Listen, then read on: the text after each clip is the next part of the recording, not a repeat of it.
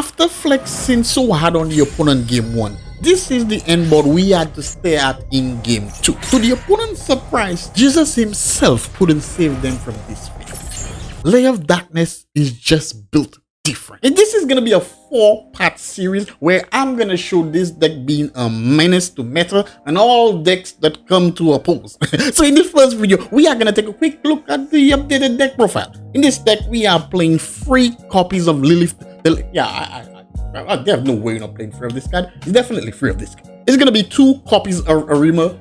It allows us to search our Lair of Darkness. Being how the deck plays now and if all the text slapped into it, Lair of Darkness is even the main center of attention because, like, yeah, we just can access it so fast and so nice now. So we're not playing Arima at 3. This 2 Arima is good. This 2 Arima is good. Definitely playing 3 copies of Lair of Darkness because why not? Man, this card allows us to do so much. Yeah, I don't think I can start on YouTube. Yeah, we are definitely playing this card at 3. This card is ridiculously good. Ridiculously good. Right, one of the cards I think that should be a must in any trap deck, and Lair of Darkness being a deck that specifically searches trap, so definitely playing now. Lair of Darkness, Lord of Heavenly Prison. This also protects you from your back row. Man, imagine sometimes I won't forget the back row effect. I'm so focused on getting the additional card.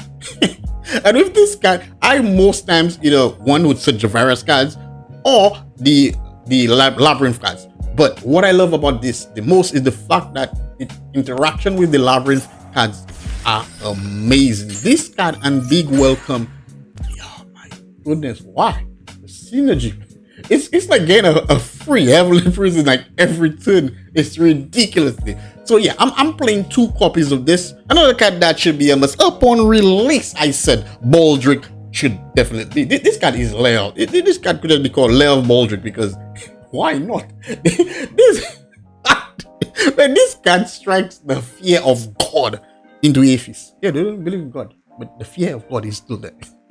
This card of Lair is so good. So I'm playing 2 copies of this card. This card also synergizes really good with Big Welcome because Big Welcome returns it to your hand, so which means it allows you to now banish another card from your opponent's graveyard. So based on what deck your opponent playing, we are interrupting the grave multiple times and we do have our banish effect, which is really, really scary. When it comes with the Labrynth package, unlike the last time I built this deck, Labrynth cards were a little more expensive. They are a little more accessible now.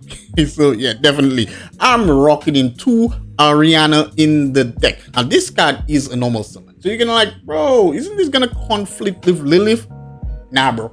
You actually want to draw this card with Lilith in your hand, and you are gonna play this card before you play Lilith. Because I bet you, this card has a second effect. You know, when the trap card actually returns a card to the hand and remove it from the field, it allows you to draw card 1 and also allows you to special summon a fiend from your hand, which Lilith can be special summoned from your hand. So you kind of gain plus with just this card summoning over Lilith. So yeah, being normal summon doesn't affect Lilith whatsoever. You actually want to summon this if you have this and Lilith in your hand. Ooh boy, the other Labrynth card playing Lady Labrynth of the Silver Castle. Bro, this card has side chick energy all over. The side chick power level of this card is high.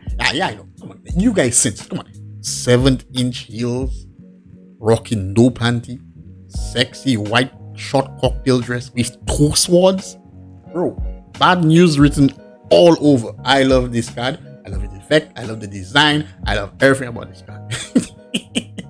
Lovely love, not as sexy as Lady, but is very lovable. We are playing 1 copy of this card. This card is the card that actually allows us to recycle all our trap cards. Now, you know, because of the Labrynth package, I've really cut down on the amount of trap cards we play because of the Labrynth, we can easily access multiple of our trap cards easily from our deck. And also we can recycle them very easy with Lovely. So for that reason, this build, as opposed to most of my other builds, our trap card lineup gonna be very minimal. Very minimal. Yeah, 3 copies of Big Welcome Labrynth. And this card is the one that puts in the work. Like I said earlier, Lord of Heavenly Prison with this card is flexing. Blvd with this card is flexing. This card even works with your tokens because there are times you don't have monsters, you don't want to return your monster to your hand. You can just return a token to your hand. It's just going to disappear, but you're going to keep your Labrynth monster on the field and continue off. It also has a special graveyard, and the graveyard effect of this card puts in so much work. it kind of breaks my mind. Like, why this card's so cheap and the Welcome Labrynth is so expensive, or was so expensive? This card is the better of the two. Special Summon from the deck, hand or grave. Yeah, bro. Yeah, but yeah, thank you, Kunawi. Okay, I'm only playing one copy of the Welcome Labrynth. This card is not all that interesting. If you're not playing a full Labrynth deck. However, I want to see Labrynth card as quick as possible. Like I said, I don't play much of the trap card lineup, so they actually gain me access to most of my trap cards from my deck.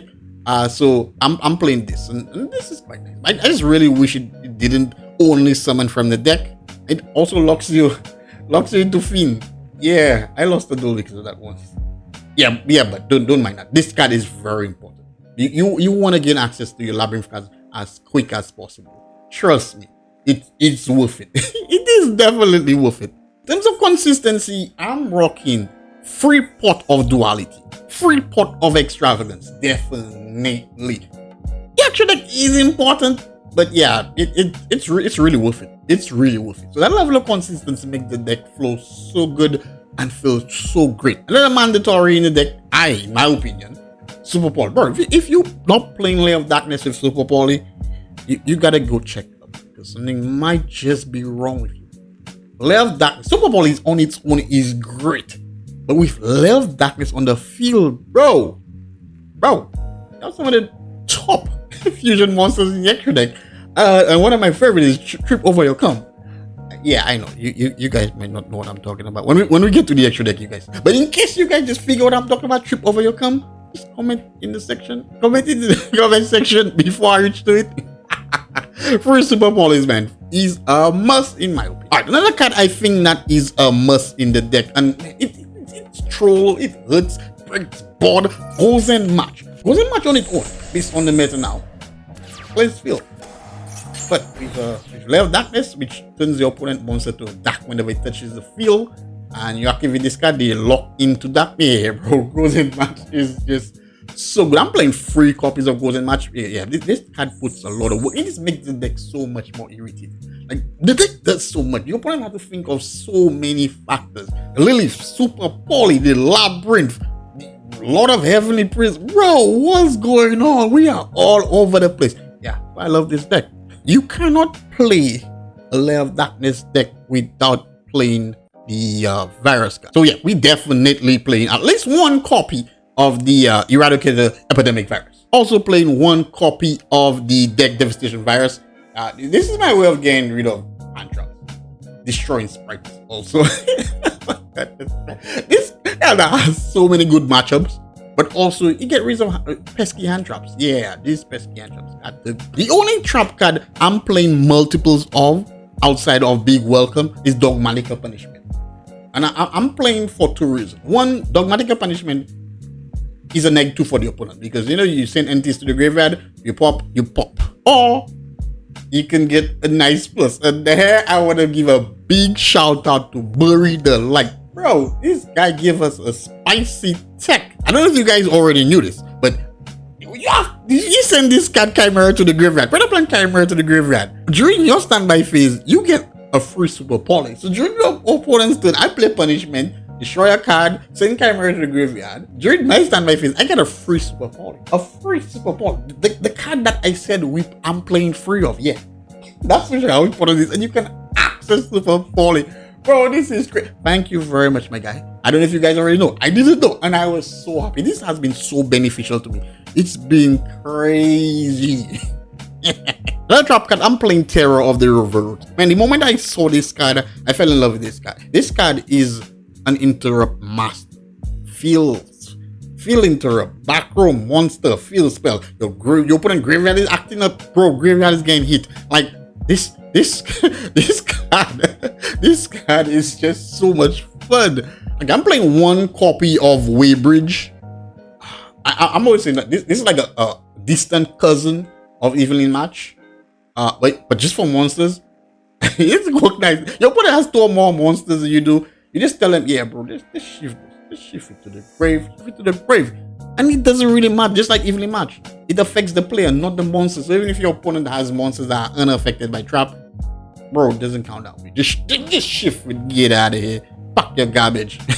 The last free cards I'm playing are free Ash Blossom. Yeah, free Ash Blossom is very impactful in format. In the extra deck, yeah, if you guys got Predator Plant, Trip Over Your Come, right? This is the card I spoke about. I don't know why I just love the name, Trip Over Your Come. I don't think that's the correct pronunciation though, but it sounds funny. It works, man. This is one of your best super poly targets.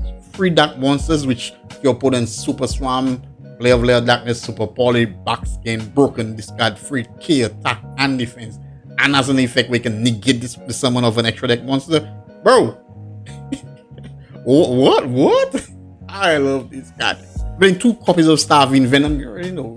Super poly target. 2 copies of Predator Plant, Dracophilia. Spicy Tech as in Chimera, playing 2 of it, just in case you banish one. 3 copies of Entis, 2 copies of Mud Dragon, 1 copy of Dark Charmer, and we played 1 copy of Beat Cup from the Underground. Yeah, guys, this is the deck. Like I said, this is gonna be a 4-part series. Here's the side deck. I typically don't show side deck on the channel. However, this has been my side deck specifically for this deck. Side decks are subjective, really depends on your local or your scene, but this is what I've been rocking. And since this is gonna be a 4-part series, why not show you guys, because we are gonna be flexing with this menace of a deck.